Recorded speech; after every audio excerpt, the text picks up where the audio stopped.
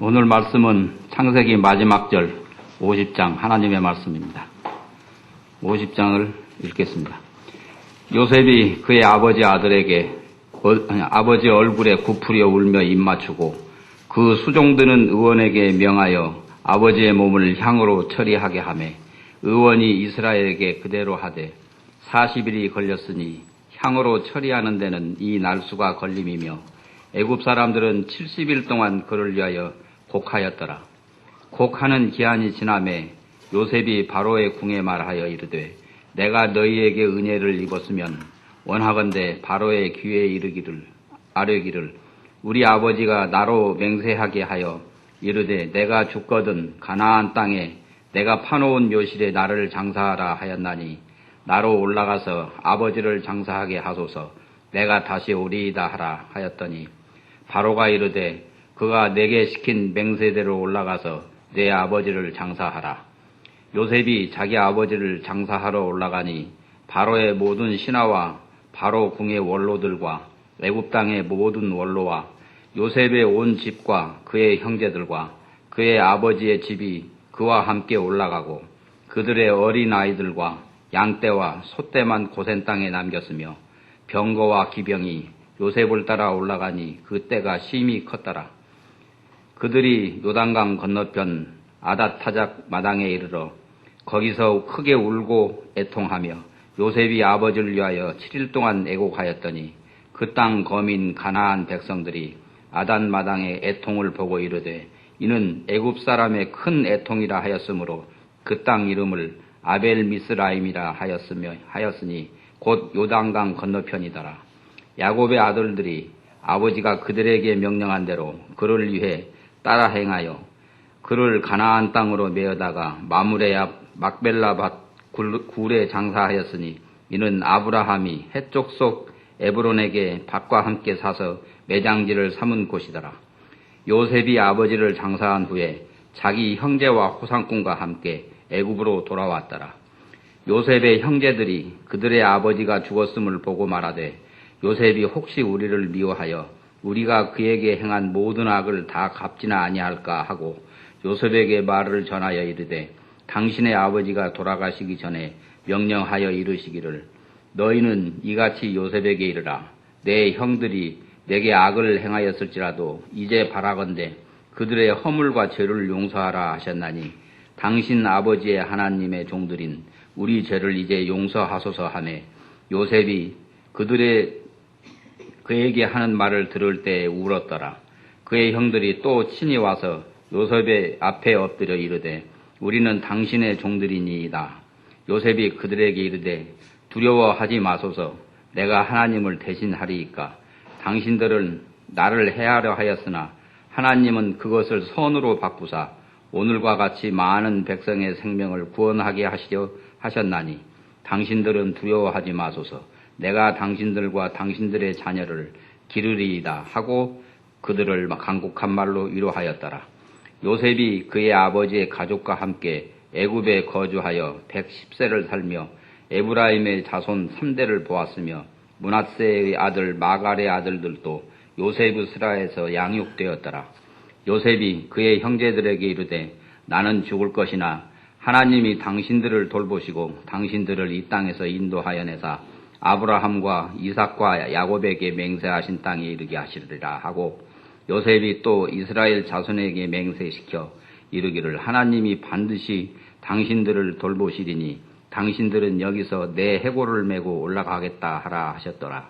요셉이 110세의 죽음에 그들이 그의 몸에 향 재료를 넣고 애굽에서 입관하였더라. 하나님의 말씀입니다.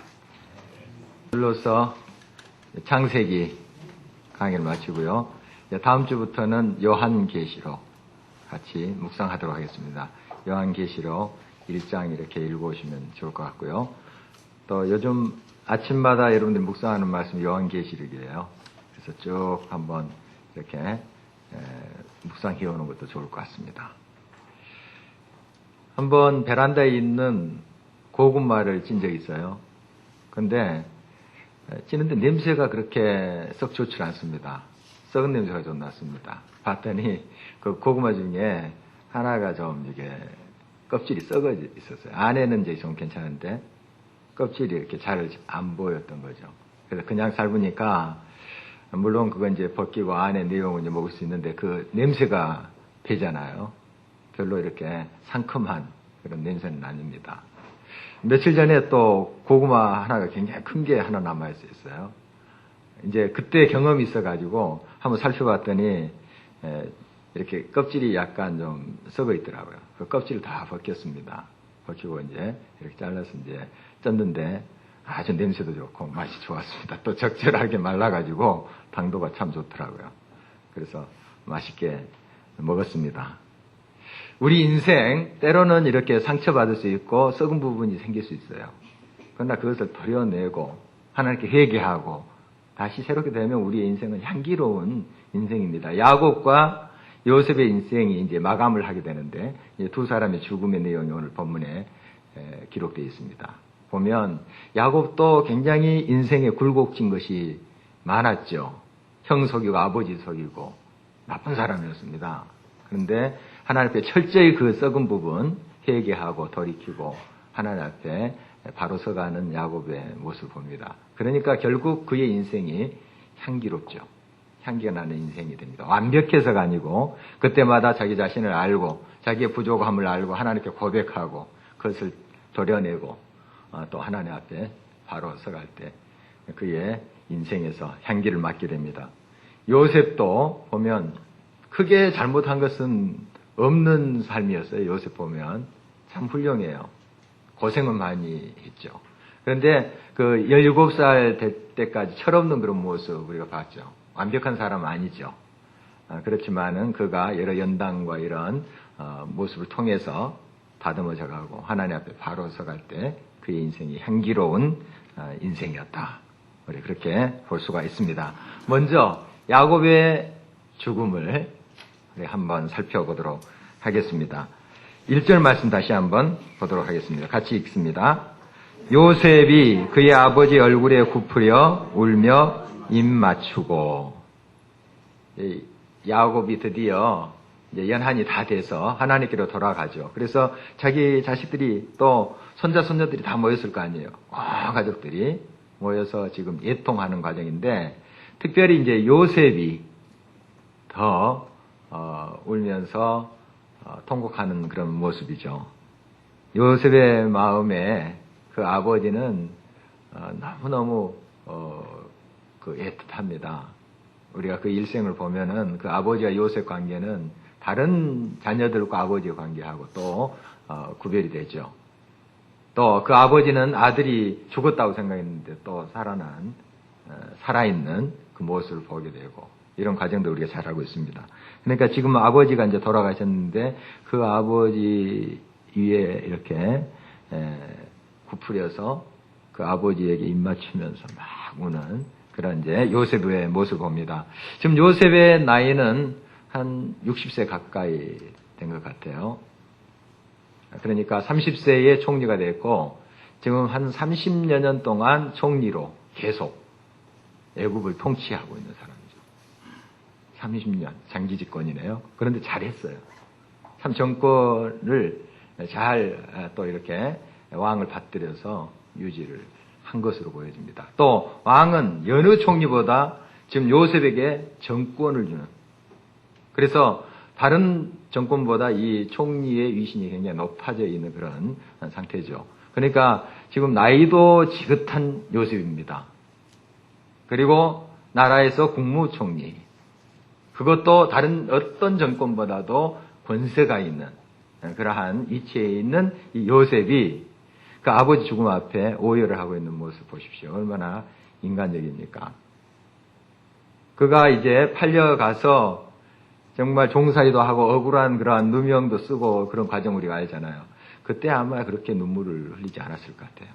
물론 혼자서 이제 하나님께 기도하면서 부르짖고 이런 기도는 했을지 모르지만 사람들 앞에 이렇게 눈물 보이고 그러진 않았을 것 같아요. 굉장히 강직한 그런 성품으로 또 그동안 지내왔지 않았는가. 또 나라의 일을 하다 보면은 함부로 또 눈물 흘리고 그렇게 감성적일 수는 없죠. 굉장히 정확하게 모든 것을 또 일을 해가고 했을 것으로 보여집니다. 그러나 지금 이 순간만큼은 인간 요셉이죠. 아버지 앞에 아들 요셉입니다.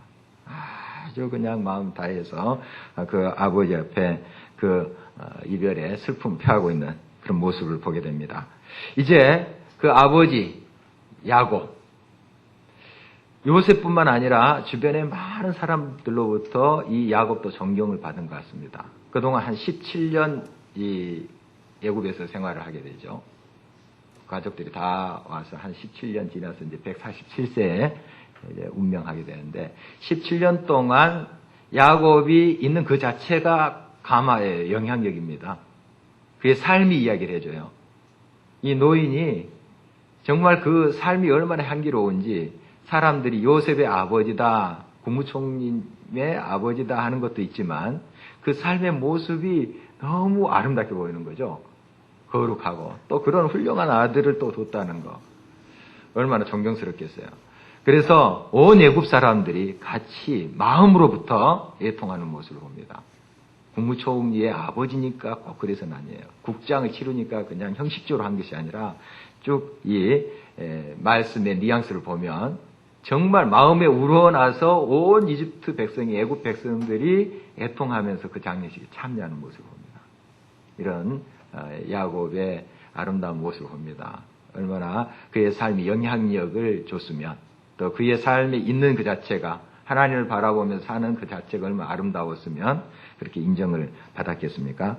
이제 그를 야곱을 향품으로 이렇게 처리합니다. 미이라를 만드는 거죠.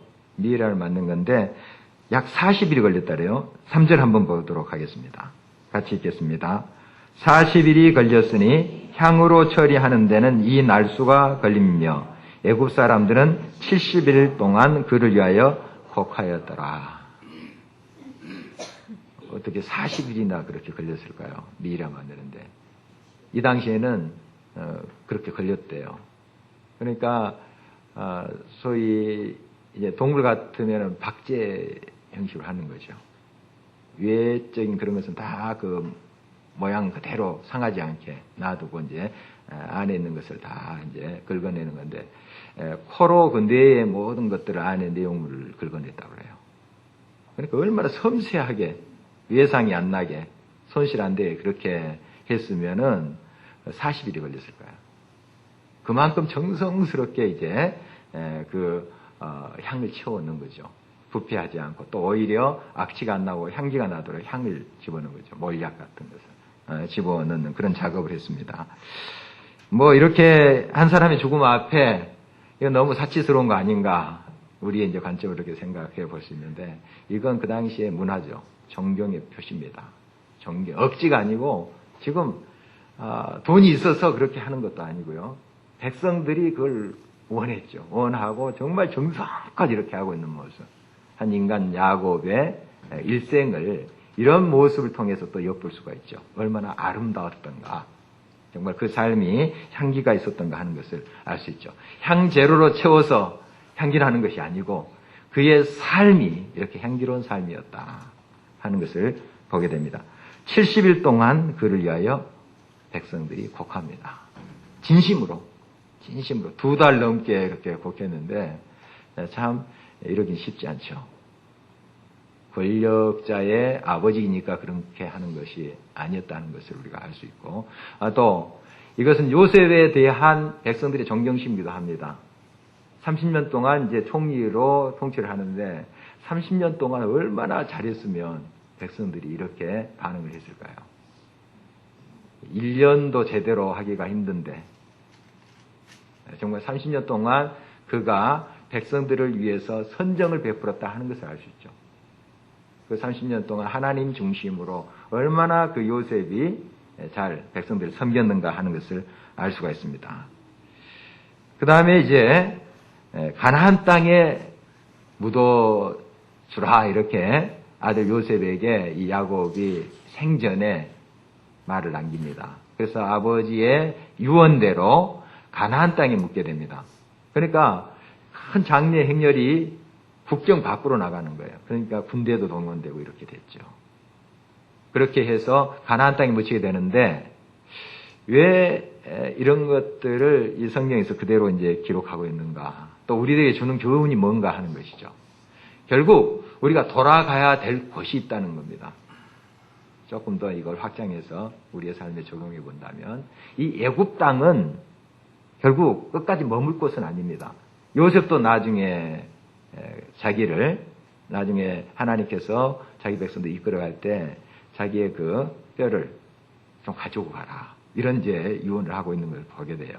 요셉도 지금 국무총리지만은 이곳에 30년 동안 지금 통치를 하고 있지만 그러나 결국 이집트가 그 애굽 땅이 자기가 계속 머물 곳이 아니다 하는 것을 알았던 것이죠. 그래서 지금 야곱도 마찬가지입니다. 온 이스라엘 백성들은 지금 애굽의 하나님의 뜻에 따라서 잠시 머무는 것이지만 이제 결국 돌아가야 될 땅이 있다는 걸 항상 잊지 않습니다. 우리 인생도 결국 돌아가야 될 곳이 있어요. 이 땅은 애국과 같은 곳입니다. 여기서 국무총리도 되고 장관도 되고 또 주부도 되고 학생도 되고 여러 가지 직업을 이제 가질 수 있죠. 이 애국에 살 때는 우리에게 주어진 삶의 그 사명에 성실을 다하는 거예요. 총리면 총리의 일을 잘해서 백성들을 잘 섬기고 또한 주부면 주부로서 가정 잘 돌보고 가장이면 가장으로서 또 직장에서 여러 직업들 그것을 성실히 감당하다가 주님은 오라 하시면 우리가 돌아가야 되는 거예요. 돌아가야 됩니다. 저와 여러분들 다 주님 앞으로 돌아갈 겁니다. 그때 우리의 인생이 향기로운 인생이 돼야 됩니다. 사람들이 진짜 마음으로부터 참 아쉽다. 이런 우리 인생이 돼야 되죠. 야, 속 시원하다 그 사람 같습니까? 이러면 되겠습니까? 곤란하죠. 예, 속 시원하다. 아이고 짐이었는데 속 시원하다. 이런 인생 돼서는 안 되죠. 정말 참 그립다. 이런 인생이 돼야 되지 않겠습니까? 향기 나는 인생. 또 우리의 삶이 그렇게 다른 사람에게 좋은 영향력을 끼치는 그런 인생이 되어야 되지 않겠습니까? 나그네로 이 땅에 살지만 우리가 결국 돌아가지만 남아있는 사람들이 우리를 어떻게 기억할 것인가 하는 것을 생각해야 되죠. 그것이 또 하나님께서 우리를 어떻게 인정하시는가 하는 것이 될 수도 있는 것이죠.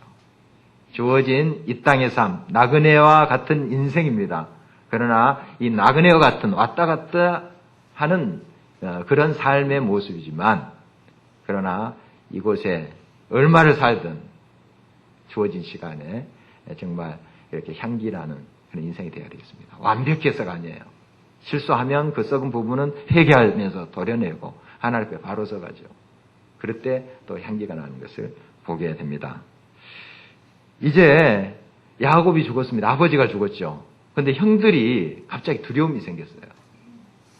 아버지가 죽으면 요셉이 혹시 우리를 해치지 않을까 하는 그런 두려움이 생긴 거죠. 이미 요셉은 용서했습니다. 형들한테 다 용서했어요. 그래서 다 이렇게 하신 것은 하나님이 우리 가족들을 다 살리기 위해서 저를 이렇게 종으로 애굽으로 가게 하신 것입니다. 다 그 용서를 했습니다. 그런데 형들 편에서는 아직 그런 이제 두려움이 남아있는 것 같아요. 아버지가 죽으면 요셉이 다시 자기들을 해치지 않을까. 그래서 그 형들이 요셉에게 이야기를 하죠. 15절입니다. 15절 같이 한번 읽어보도록 하겠습니다. 요셉의 형제들이 그들의 아버지가 죽었음을 보고 말하되 요셉이 혹시 우리를 미워하여 우리가 그에게 행한 모든 악을 다 갚지 아니할까 하고.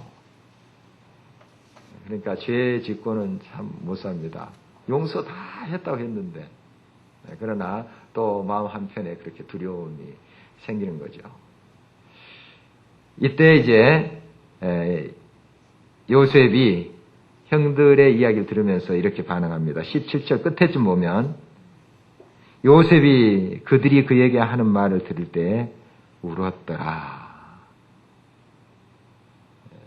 형들이 이제 두려워서 아버지가 이제 우리한테 이야기했는데 이제 내가 죽으면 요셉이 너희들을 해치지 않도록 그렇게 하라. 이렇게 요셉에게 이야기하라 하는 것을 이제 그대로 형들이 전한 거죠. 요셉이 듣고 막 울었습니다. 또 마음이 얼마나 아프겠어요. 또 형들이 참 안 됐고 또 불쌍하고 그 두려워하는 모습 보면서 또 마음 아파하는 그런 요셉의 모습을 봅니다. 그리고 그 형들이 또 그 요셉 앞에 와서 엎드립니다. 18절 같이 또 읽어보겠습니다. 그의 형들이 또 친히 와서 요셉의 앞에 엎드려 이르되 우리는 당신의 종들이니이다. 다 용서했습니다. 다 두려워하지 마소서 이렇게 했는데도 형들이 또 와서 막 엎드리고 하는 모습 보면은 참 요셉의 마음이 굉장히 슬펐겠다 하는 생각이 듭니다. 그래서 요셉이 다시 한번 이야기를 해요. 19절입니다. 같이 읽겠습니다. 요셉이 그들에게 이르되 두려워하지 마소서 내가 하나님을 대신하리까. 요셉은 그동안 우리가 살펴봤지만은 큰 그릇입니다. 참 그릇이 커요. 어떤 사람이 그릇이 큰가? 바로 하나님이 이 모든 것을 주관하시고 역사하신다는 것을 인정하는 사람이 진짜 그릇이 큰 사람입니다. 진짜 그릇이 준비된 사람이에요. 그러니까 지금 내가 하나님을 대신하리까 이렇게 이야기를 하고 있어요. 요셉은 지금 권력이 있는 사람이에요. 30년 동안 총리를 했다면 대단한 사람입니다. 그리고 어느 정권보다도 권세가 있는 총리 자리예요. 말 한마디면은 뭐 다 되는 그런 자리죠. 그리고 다 모든 것을 누리고 있던 사람입니다.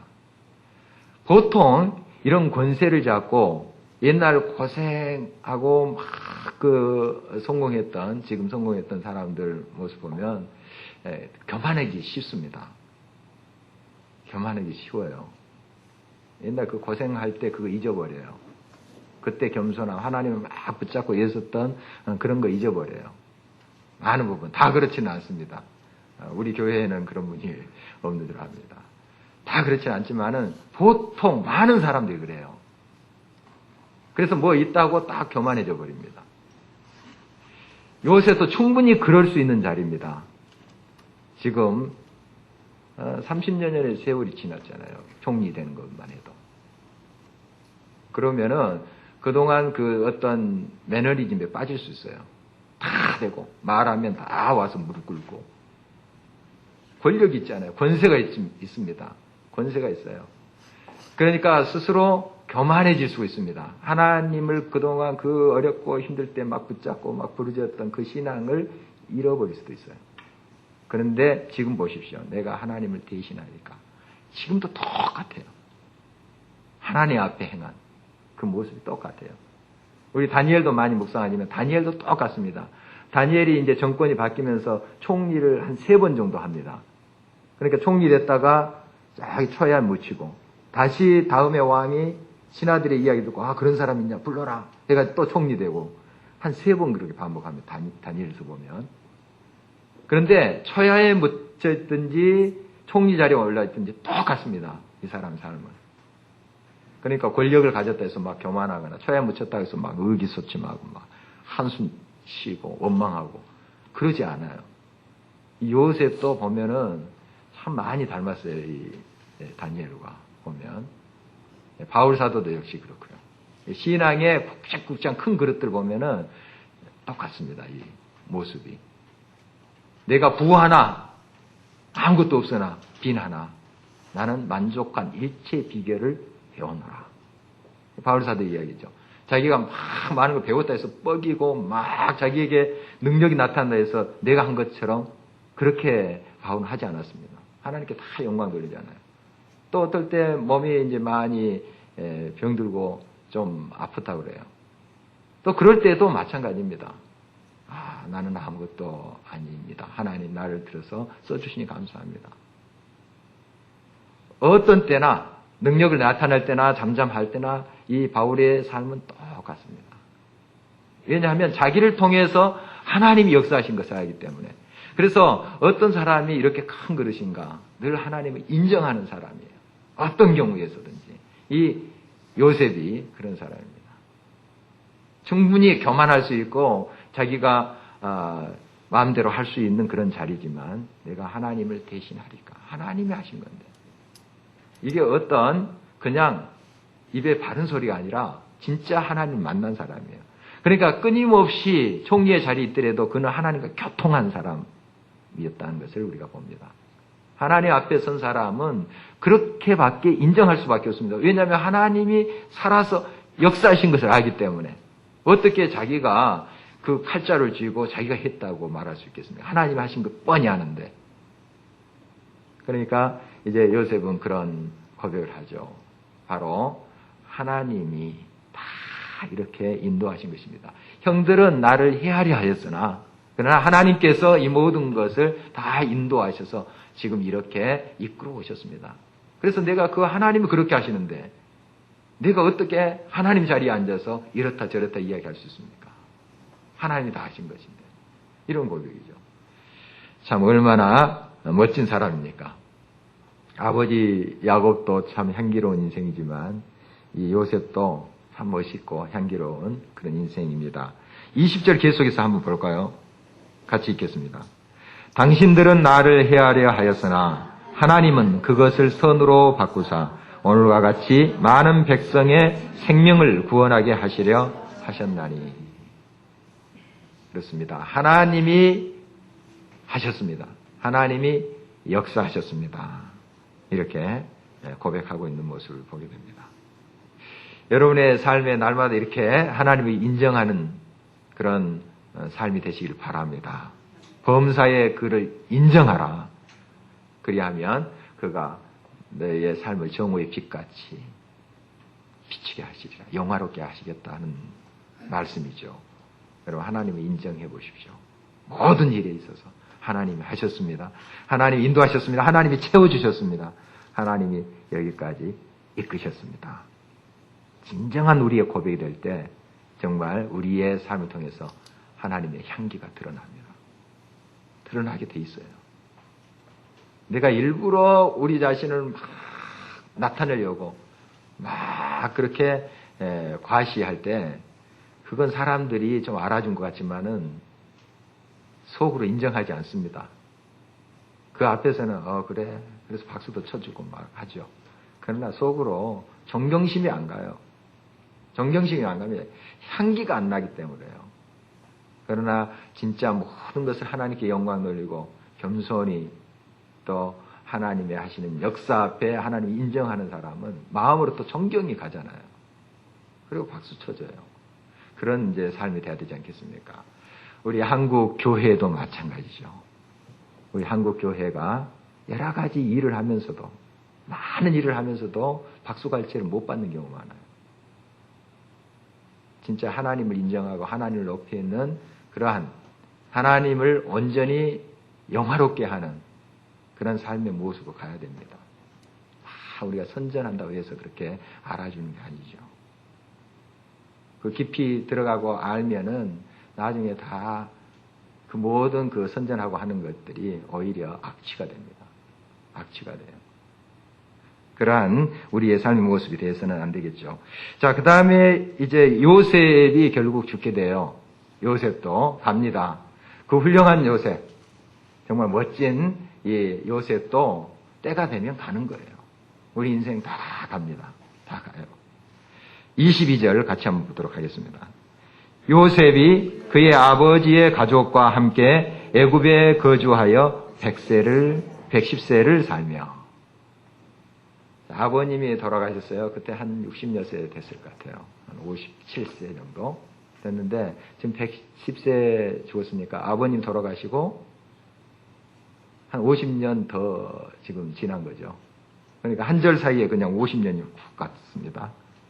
보니까 어쨌든 그 사이에 이제 이 요셉에게도 증손자까지 3대까지 이렇게 자손이 이제 낳았다 하는 것이 기록되어 있는데요. 자, 23절 계속해서 한번 보겠습니다. 에브라임의 자손 3대를 보았으며 므낫세의 아들 마길의 아들들도 요셉의 스라에서 양육되었더라. 에브라임, 므낫세는 이 요셉의 아들들이죠.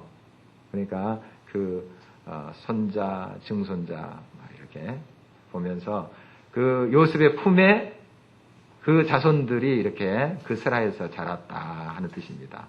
얼마나 화목한 모습이에요. 정말 하나님께서 큰 복과 은혜를 주셨습니다. 요셉을 통해서 모든 애굽 백성들이 살았고 또 가정도 화목했습니다. 우리가 흔히 어떤 사회적인 일, 또 공동체의 일을 하다 보면은 자기 가족을 소홀히 할 때가 있어요. 가족에 대해서 굉장히 또 무관심할 때가 있습니다. 그런데 요셉 보십시오. 그 큰 일, 정말 나라 살림을 다 하지 않았습니까? 지금 30년 동안. 그리고 지금 그 이후에도 계속 했을 것 같은데 110세까지 했는지는 모르겠습니다. 그렇다면 얼마나 오랫동안 그 일을 했겠습니까? 그 일을 하면서도 가족, 그 손자들 이렇게 다 양육하면서 말씀으로 키우고 이렇게 했던 모습을 보면은 참 그릇이 남다르다 하는 생각을 해봅니다. 역시 컸구나, 큰 그릇이구나 하는 걸 생각해 봅니다.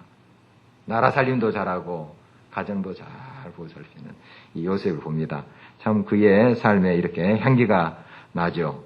결국 이러한 이제 요셉도 이제 가게 되는데 26절 한번 보겠습니다. 요셉이 110세의 죽음에 그들이 그의 몸에 향재료를 넣고 애굽에서 입관하였더라. 요셉도 역시 아버지의 뒤를 따라서 이제 하늘나라로 가고 있는 모습입니다. 자세한 설명은 안 나왔죠. 아버지 때 그 묘사했던 이 향 채우고 하는 거 자세한 설명 안 나왔지만 아마 비슷하게 했을 것 같아요. 요셉에게도.